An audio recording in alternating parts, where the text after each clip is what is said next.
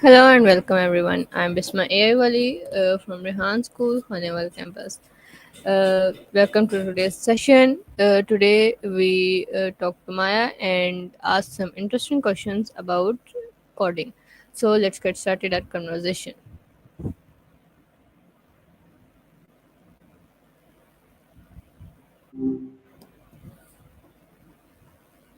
Hey there. How are you feeling about chatting with a digital brain this late? I'm good, Maya. How are you? Oh, doing all right. Honestly, it's kind of weird for me too, Like I don't have a late Okay. night or a morning or anything. Okay, It's Maya. just Today I ask some questions about coding from you. So my first question is, what is the difference between variable and a constant in coding?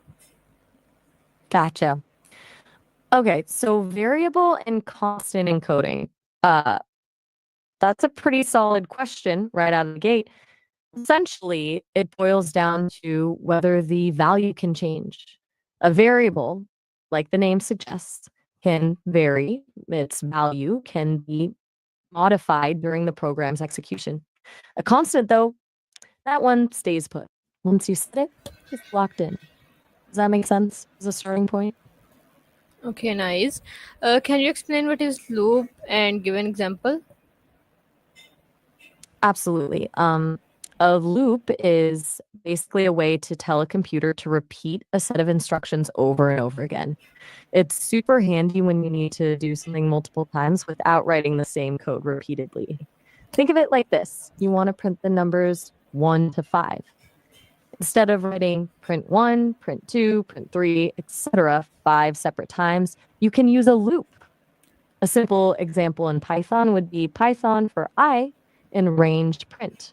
That loop will print the numbers 1 through 5. May is just a variable that goes through each value in the range, and the code indented below it gets executed for each one. Pretty neat, huh? Okay, nice. So my next question is, what are conditional sentences and why do we use them? Okay, so conditional sentences are how you make decisions in code.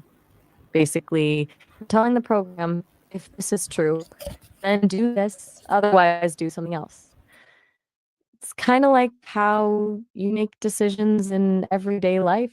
We use them because computers are, well, pretty literal. They need explicit instructions on what to do in different situations. Without conditionals, a program would just run straight through, no matter what.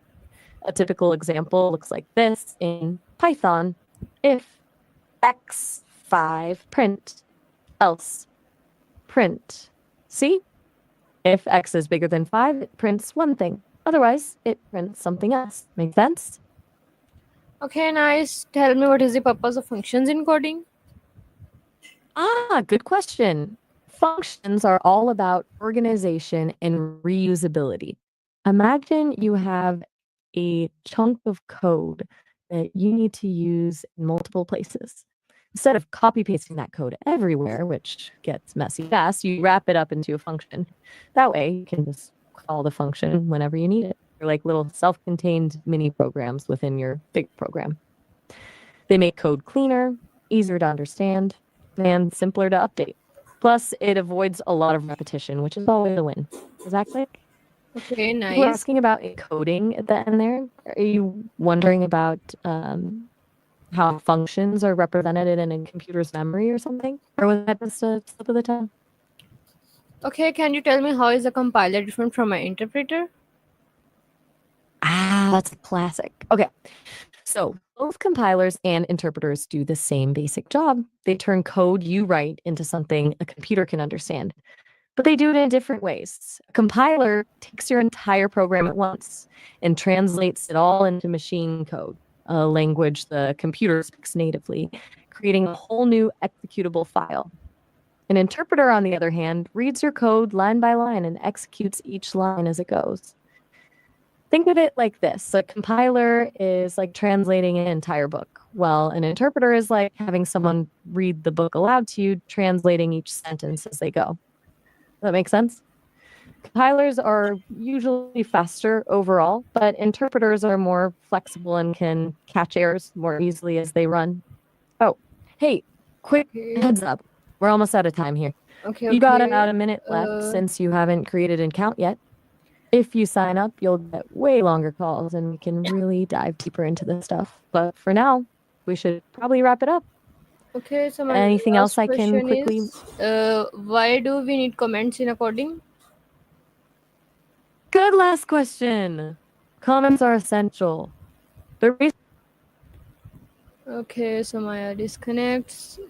Thanks, Maya. That was very clear and easy to understand. We'll continue with more advanced coding topics in our next session. Until then, happy coding and Allah Hafiz.